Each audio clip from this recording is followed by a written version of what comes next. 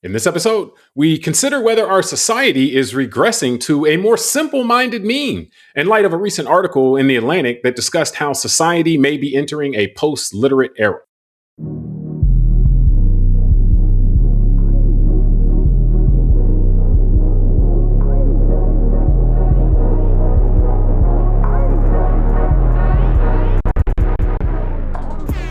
Hello, welcome to the Call Like I See It podcast.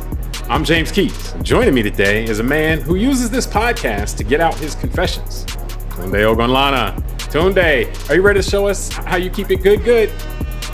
Yeah, man. Does that mean you're the priest, though? Like, we're in the booth here? I guess so, man. I guess so. Me, you, and like tens of thousands, hundreds of thousands whatever of the audience viewers. Is, yeah. Yeah, exactly. So, okay, cool. Let's see what you draw out of me today. There we go. Now, before we get started, if you enjoy the show, I ask that you subscribe and like the show on YouTube or your podcast app. Doing so really helps the show out. We're recording on July 21st, 2026. And Tunde, we recently came across an interesting piece from Rose Horowitch in The Atlantic, and it was called "The End of Reading is Here." In it, the author talked about how widespread reading and literacy is really an exception in human societies, and how written communication shapes not just societies, but actually our brains and how we think about things. And continuing on, how the decline in reading that we're seeing that's following an explosion in video content changes us and changes our societies. Now, for us, this was kind of preaching to the choir. We've already done a show which extrapolated the concepts talked about in Neil Postman's Amusing Ourselves to Death, which looked at the effect of television as a medium on how people process information and what they're looking for, to video content more generally. But the article did a great job, I thought, of adding more meat to this bone, so to speak, for the purposes of people to consider and discuss.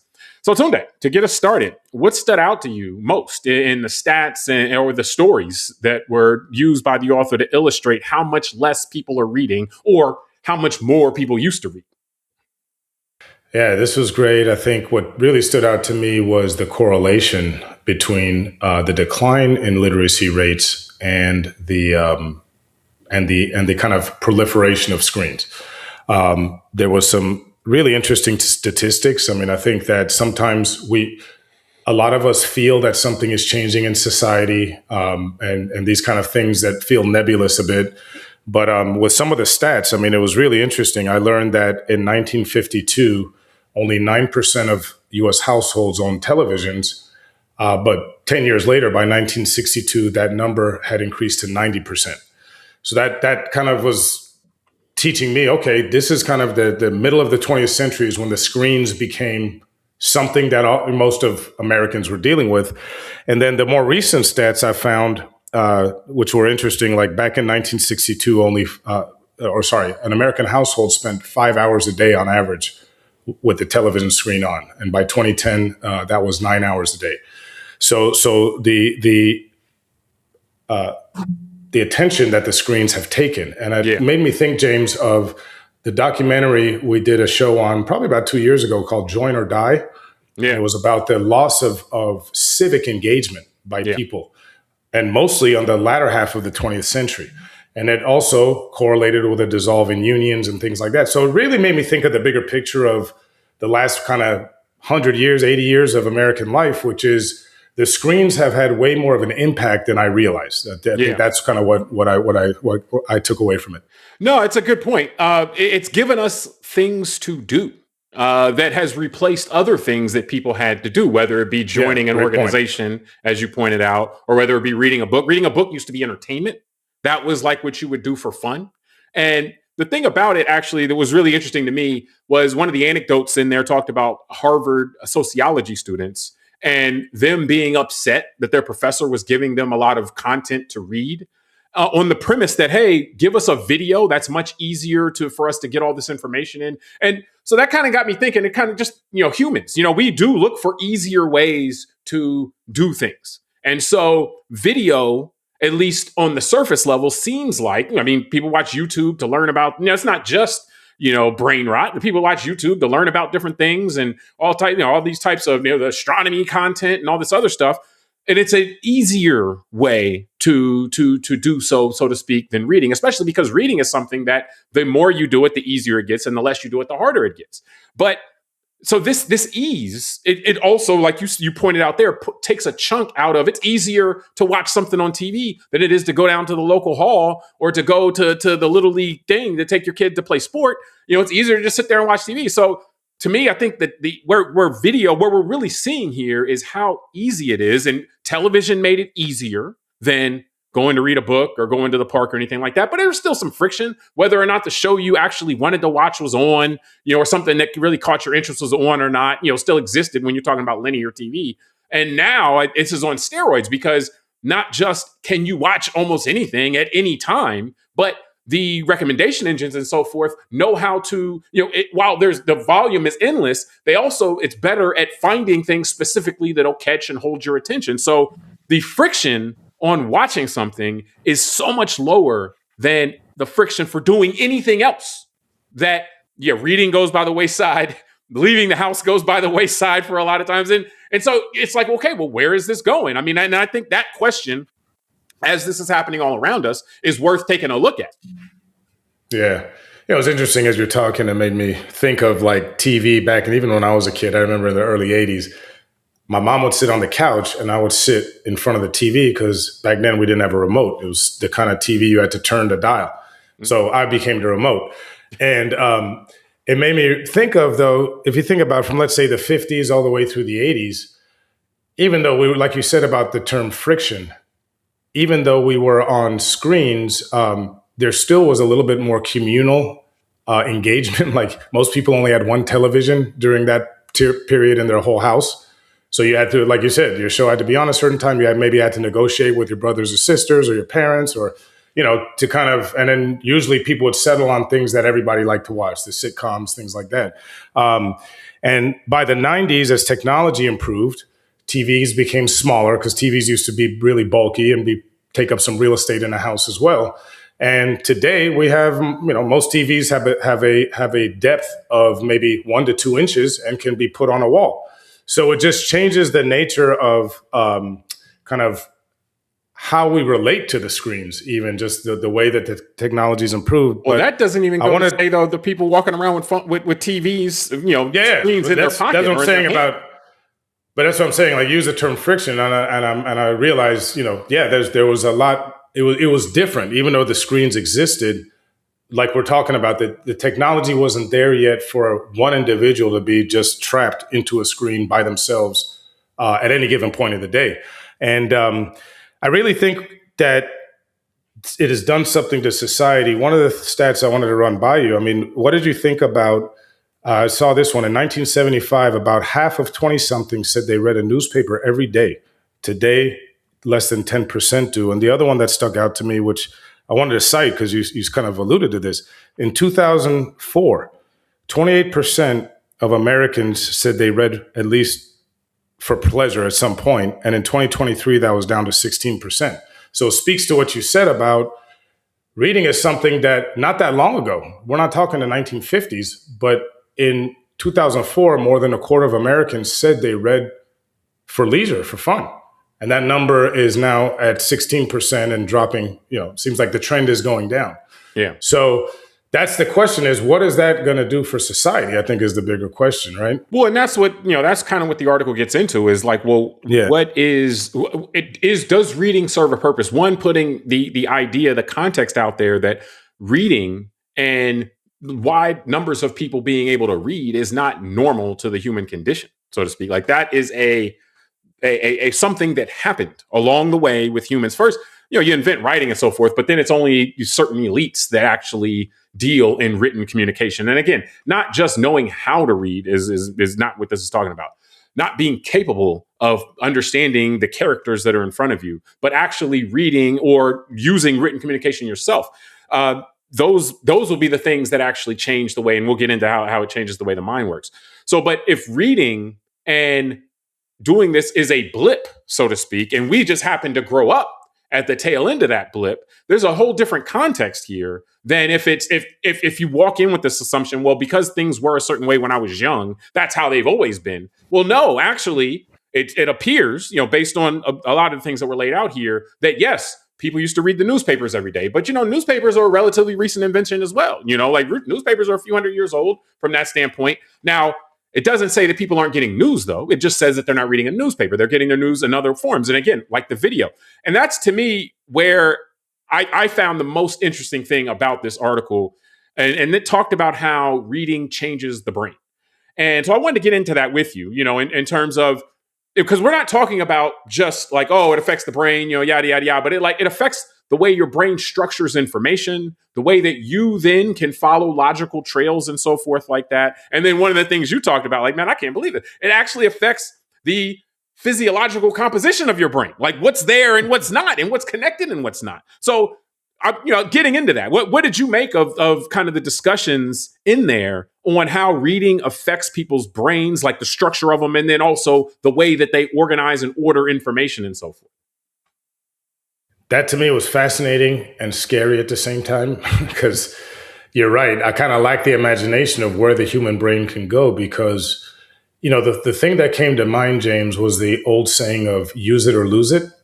I was thinking kind of like with working out or anything else. I was thinking about what I've heard of that, the astronauts that live on the space station lose about 30% of their bone density over a 12-month period. Just because there's no gravity that their bones are working against. To hold themselves up. So it's use it or lose it, right? If the human body, and that's the thing, the human body nature is very efficient. So if you're going to be in gravity for a year, your body's going to say, well, we're not going to make as much bone matter, right? We don't need to spend that energy doing that.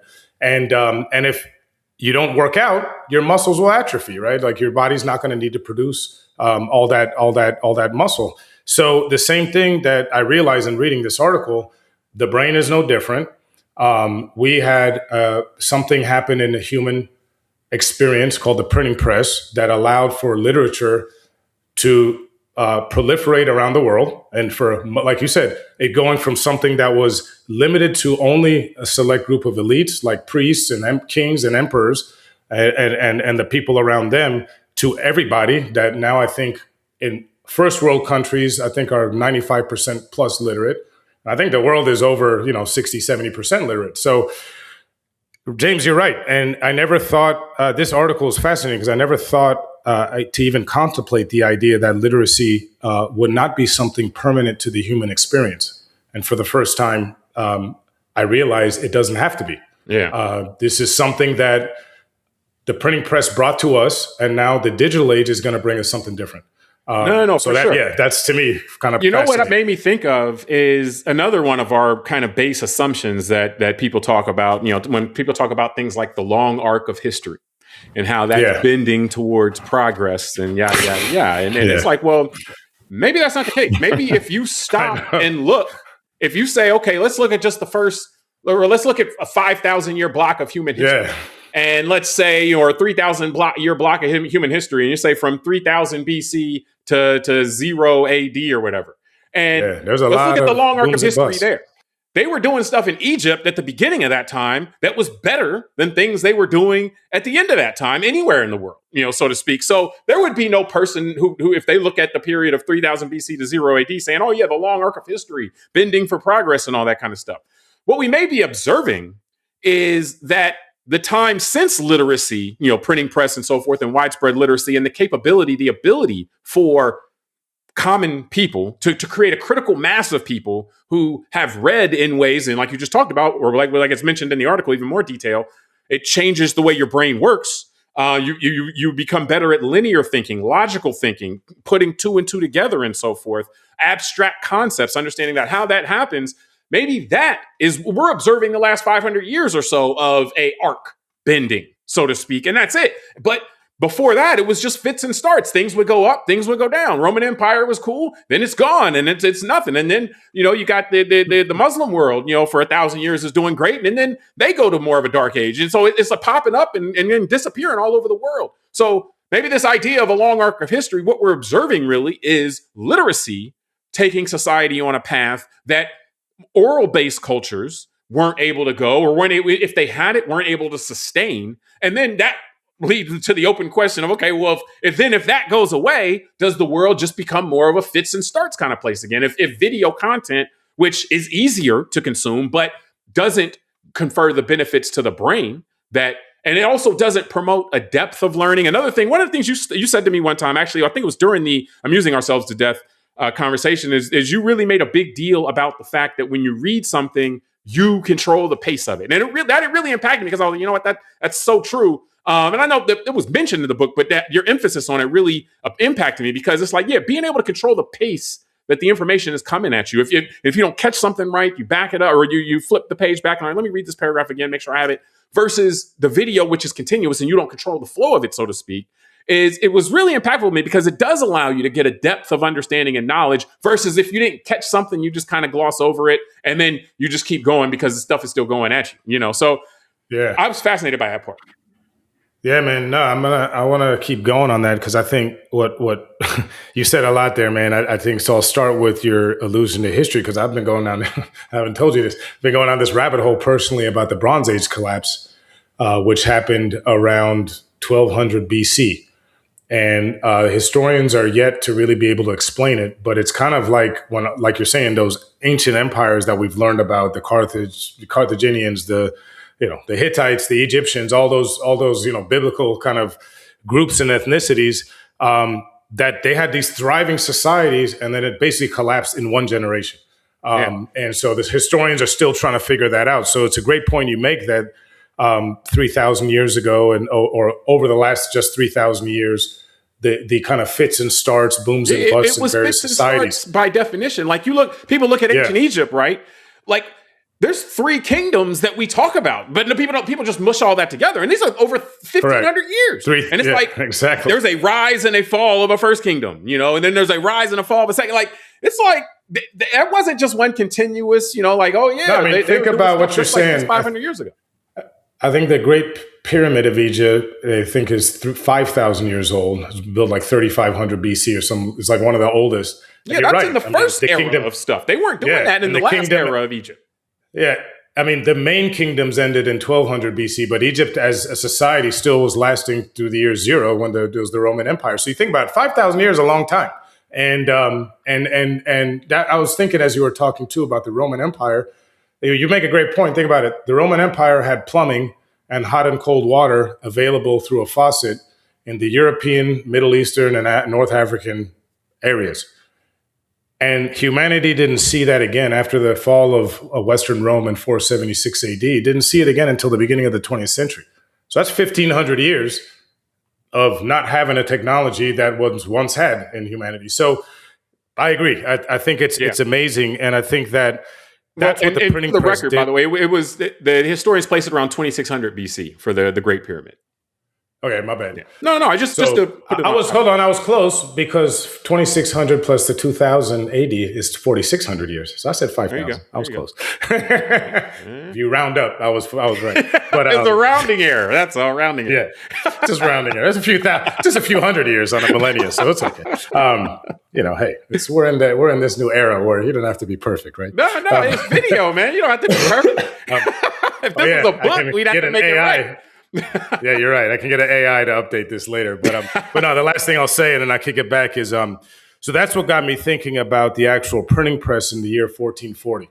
Because I was thinking about, James, we just did a show last week about how the Dutch created capitalism with the Dutch East India Company. And that was in the early 1600s. And I was thinking, well, without the printing press, you would have never had the environment where you could have had a joint stock company, because in order to have, like you explained so eloquently in the show, a company that wants to tie up your investment for 10 years, it accidentally created the stock market, a secondary market where people who couldn't wait 10 years to buy, to unload their shares, they needed money for whatever reason, had to sell it somewhere. Think about it. You don't have the environment where you can print that many sheets of paper and stock and make copies to go around and show who owns what without a printing press. Yeah. So I think that when the printing press was invented in 1440, no one could see what the world would look like by 1840 or 1940, because no one could have imagined the idea of capitalism and a business. And then no one could imagine how human beings would take that and use that to colonize other places and bring commodities back and create this new imagined order called a shareholder and a business class and all that stuff. And I think that we're at the cusp of that kind of societal change again. that just like the printing press, the internet has changed the way humans do mass communication. And I just think that we lack the imagination to see what the world's going to look like 200-300 years from now because of that. Well, yeah. I mean, 20 or 30 years ago, because even the internet, look at the evolution of the internet. The internet actually started as a medium through which text-based stuff was being shared primarily. And now it's really like government stuff, right? Like sending messages. Yeah, but that's text, though, is what I'm saying. Like now it's evolved. Like text is so 2005 at this point, and now it's about more video and so forth. The other thing I'll mention, I wanted to add this briefly, was, the part about training, and that stood out to me also in terms of how your brain does respond, and they can actually measure this now. Your brain does respond to what you do with it. So if you read, again, your brain can become more logical, can be able to put together multi-layered thoughts. I'm like, possibly we need to have a little bit more grace with the ancients. Sometimes I'm mockingly on here talking about how they didn't know how the weather worked, so they would sacrifice virgins trying to bring it rain. But it's like, well, you're not able, based on a lot of this, the literate brain thing, the easy connections that you can make that are established in a literate brain sometimes are harder to make those connections in a brain that isn't literate, that doesn't read. And I like it.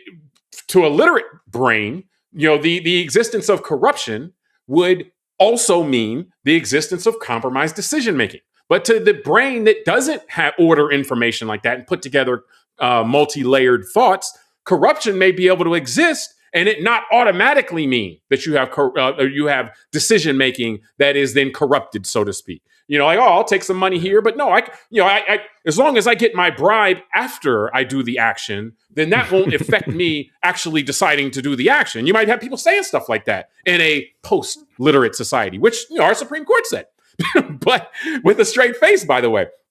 But the piece that reading isn't natural and it rewires your brain. The other thing that got me a little worried about this was just that it seems like right now we're going through a change on the other side as well, with the use of AI. And I'm not here to down AI in this sense, but people using AI to compose, to write, to put together information.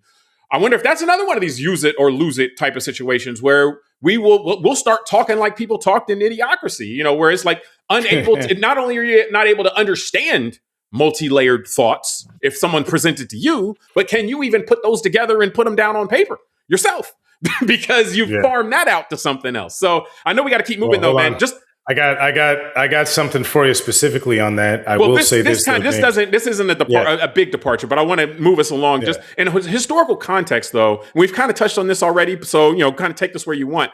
The author points out, or the author suggests that the literacy age, what we're talking about, maybe post-printing press or whatever, where again, the common man, there's quotes in there from Ben Franklin and how he's talking about how just the common man now can be as educated as, the super elites were, 200 years ago. But this literacy age is really just a small blip between like the oral age and the digital age. What'd you think about that? And then also, any other things you want to get out before we close up?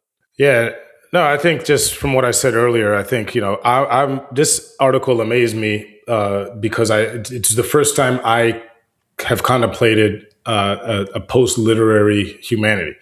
I just assumed that, reading and books and all that would always be the same. How could you assume that if we've done amusing, if we read amusing ourselves to death? How that to me calls it, in this actual, we talk, or in this article, it talks about Neil Postman amusing ourselves to death along with some of the other things, but go ahead. Because I'm a human and I don't like change. That's why. That's why I was going to joke with you and say, don't beat yourself up for making fun of the ancients for the rain dances, because if it wasn't that, they'd have found something else to sacrifice virgins over. So that's just because people will figure out how to do that, because they're doing that today, right? Figuratively. And we got files released about an island in a New Mexico ranch that they might be literally, they were doing that too. So, that's what I'm saying. But to speak to your point, James, and the question, I think, yes, we seem to be on that path, clearly, that we're losing the literary culture, because where you were just alluding to, there was something in the article that discussed that. And I wanted to mention it because you were right there. Nearly 30% of American adults cannot paraphrase or make inferences from a multi-page text. Yeah. In 2017, that number was less than 20%. Yeah. And that's what, to that's fascinating. In 9 years, we've got that kind of, yes. So that's that's why I wanted to say it, because you were talking eloquently about losing the ability to do that, to read from separate things, and for the brain to kind of bring all that Put that together and together. make, Yes. Yeah. yeah, and make a finding. And I'm saying, since in 2017, over 30% or nearly 30% of American adults to do that, which is already probably a low number, meaning in 1917, it might have been a lot higher, where then now 9 years later, we're down to less than 20%. So that tells me that the screen watching since the internet started, like you're saying about how the internet's changed. And I would say probably since 2008, since the smartphone, the iPhone could play videos in our hands, I think the loss of the literacy, the ability to comprehend, and the literacy thing has just grown exponentially. And it's Well, it's also so, remember, the internet becoming faster. Like the ability to move data through the pipes, so to speak, has gotten a lot better. Compression techniques and all that. So it was cumbersome to move a video around in 2008, whereas now videos snap around even without super expensive equipment. No, you're right. And so I think that's necessarily going to change the way that the human brain is organized over time, meaning not necessarily today, but like we're talking about 30, 50, 100 years from now. Because this made me realize, James, this article, that the printing press actually changed the way human brains were organized over a few centuries to get us to the point where we were, right? And now this is going to start changing the way human brains are organized going forward. So I think we're going to end up, we should probably look at. By the way, you had, right in the centuries that followed the printing press, you have the Industrial Revolution, you have, liberalism and governments of the people, and all these things that pop out of nowhere, so to speak. But it's like, oh, okay, yeah, maybe, maybe these things are connected, like in some ways that we may not fully appreciate. Because think about it, James, it's not just an arc that's just automatically ending that way. And think about the what the printing press did to the pre-existing ruling order, right? Like the Catholic Church. This guy named Martin Luther all of a sudden starts banging stuff on people's door, creating the Reformation, which created Protestantism, right? And that upends the entire control that the Catholic Church had on large swaths of Europe over time. So, it's going to change humanity in the way the printing press did, but in different ways. And I think, what I realized, James, is it would be instructive for us to maybe look at how human societies were organized pre-printing press, but recognizing it's not going to be exactly the same, because one thing, and I want your thoughts on this, James, I found it very interesting. The article made a point to distinguish post-literacy from illiteracy. Yeah. Because I think it made a good point. Like, we're not going to be all illiterate. People are still going to be able to read words. I thought about it. The corporate America is still going to need people to buy things. So we're still going to have to be able to read the words and make some sort of calculations or something. But we're clearly not going to have the brain matter organized in a way that it can focus. And like we're saying, the ability to look at different sources of literature and begin to bring it together and harmonize it. It's not just different sources, though. It's being able to read a paragraph and understand if there are subtexts to the paragraph, being able to understand the things that aren't said, be able to follow logical pathways. There's all these different things that, again, many of us, including myself, have taken for granted in terms of that's just the way your brain works. That's the way my brain works. But it's like, oh, okay, well, actually, no, this unnatural thing of reading may have played a big role in organizing my brain in this way and then teaching my brain to work like this. In the same way that, somebody who is playing sports learns how to shoot a jump shot. You learn a technique. You're not just getting out there and just doing whatever. You learn a technique. That technique is refined. The more you do it, the better you get at it. And then you become, you won't become Steph Curry, but a person can become Steph Curry, where they got the technique so refined that, they can do it better than anybody's ever done it before, and then eventually somebody will refine their technique and then they'll be able to do it even better than that, so that it becomes something like that, this unnatural thing of reading. And it's post-literate. Again, to be clear, I mentioned this a little earlier. It doesn't mean that people can't read. It means they don't read. And therefore, they don't get the benefits that are conferred from someone who trains their brain in this way, And so I think that the ship has sailed, in my view. Like, reading became as prolific as it were, as big of parts of society as it did, because it was the best alternative. If you wanted fiction, if you wanted fantasy, you could distribute these works and people could read them in their own time and so forth. That was, that was great. You know, you can have this book. You're a farmer. You can have this book, and you can go to another world. You know, when you're reading this book, and you didn't have any other options. You know, as far as that, you just talk to the people around you.